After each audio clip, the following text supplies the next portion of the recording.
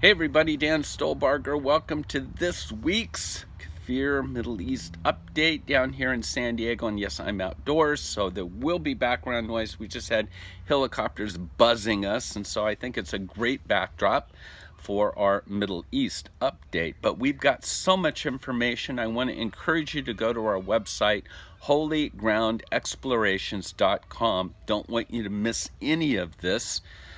Jumping right in, I usually start with my musings. Right when you thought it couldn't get any weirder or worse, we've got to deal with an American politician telling us that Jesus was a Palestinian. This controversy comes up every so often. In fact, Congresswoman Ilhan Omar just fanned the flames of this claim in April when she promoted an article with the same assertion. Jesus Palestinian is not as innocent as it sounds, because this is, again, an attempt to create revisionist history to, in a sense, say the Palestinians were in Israel as a homeland 2,000 years ago, replacing the Jews. And so, once again, not as innocent as it may sound, but this is what we're having to deal with. And this, again, does open the door for replacement theology. So that's what we've got. You'll see some photos of that. Crazy, but come to expect that. And now we're dealing with we'll deal with in this report of Iran and, of course, Gaza, Hamas, Islamic Jihad, etc., etc. But make no doubt about it, Iran has begun its march towards nuclear weapons. It's in your face. They are determined. The U.S. is keeping pressure on by sanctions.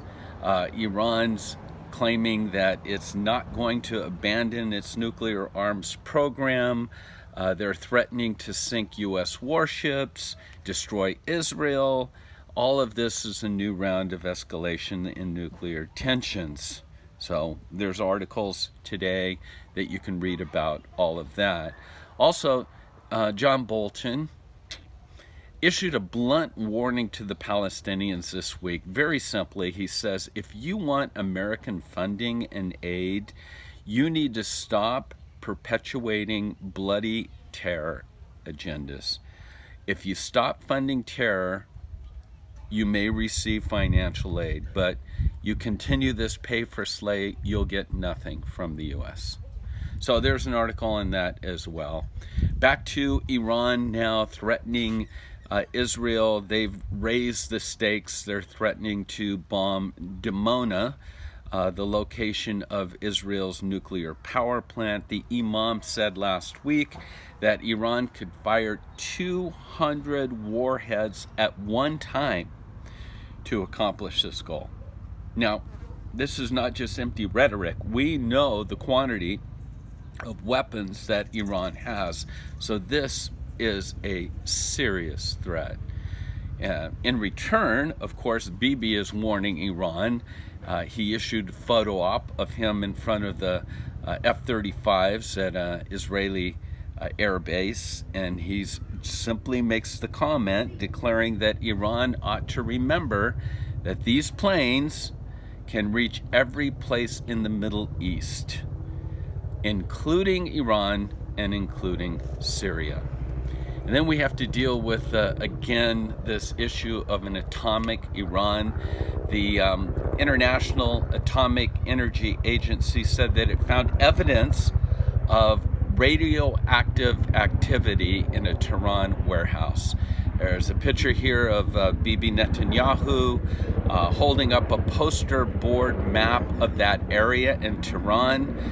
He says that Iranian officials were keeping tons of nuclear equipment in a warehouse near a rug cleaning operation in Tehran.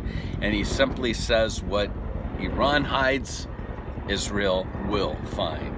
So again, they may be much further along than what we've been led to believe. In light of all this, again, sanctions, and more sanctions. Trump says that he'll increase them substantially very soon. And so that's the whole Iranian situation. Now let's deal with Hamas and Islamic Jihad. Unlike Lebanon, and Gaza is not known to have guided rockets at this time, but the size of the Gaza rocket arsenal is growing, and the threat is one of sheer quantity. Hamas, just so you know, uses every component at its disposal for rocket manufacturing. The combined arsenal today of Hamas and Islamic Jihad is said to exceed over 20,000 rockets. And if they're not building rockets, they're building what? Tunnels. And on Monday, Israel uncovered once again a cross-border attack tunnel that entered Israeli territory from the Gaza Strip. The tunnel was found during the construction of Israel's underground barrier around the coastal enclave. Since 2014, I just thought you should know this. Since the 2014 conflict, there's been enough cement that's entered Gaza to build 16 skyscrapers in Dubai, the largest, the tallest buildings in the world.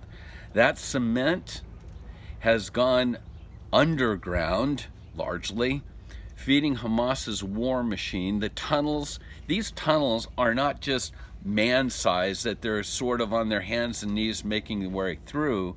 These tunnels are huge. They contain rails, electricity, ventilation, communication lines, oxygen tanks that were originally sent to Gaza for the hospitals. So these are huge. And it's supposed to be a hornet's nest, everything under Gaza. But Israeli technology is able to hear when they're building or whatever, and so this is the newest, latest exposed tunnel, and I'm sure it will be taken care of soon. The U.S. and the Palestinian Authority. It seems that the Trump administration's pressure on the Palestinian Authority is starting to show some results. Last Monday, the Palestinians are, quote, setting a new course to the opportunity of the century that was presented by the American government. A senior official in Ramallah has revealed that the Palestinians in Washington have been exchanging back-channeled messages to smooth things over and end the boycott that Abbas has imposed on Trump and his representatives. I wouldn't put too much stock in this, but again, whether it's the sanctions in Iran or whether it's the withholding of funding that for Hamas or from the Palestinian Authority that just goes into the pockets of the leaders, as you know, it seems like this pressure, this economic sanctions is actually starting to bear fruit. With that being said, remember Bolton said, if you want American aid, you better stop, pay for slay. Well, with that message being sent, the Palestinian Authority decided to double the salaries of the terrorists who murdered the 3 Israeli teenagers in 2014. I was there. I remember the manhunt that took place for the terrorists that took these 3 teenage boys and shot them at point blank and hid their bodies in shallow graves. I'll never forget that. And so this terrorist, I won't even give you his name. Why dignify that? He kidnapped, he killed the 3 teenagers near Hebron. It triggered a war in Gaza. But to date, the PA has paid more than $98,000 to this guy and his family. And now they've decided that what he was receiving on a monthly basis, they'll double. Again, the PA's payments to imprisoned terrorists will increase with time served. So I guess back to Bolton, that's sort of in your face. Well, we're close to the end here. There's one last article that I'll let you read, Pence at KFIR and what he had to say there.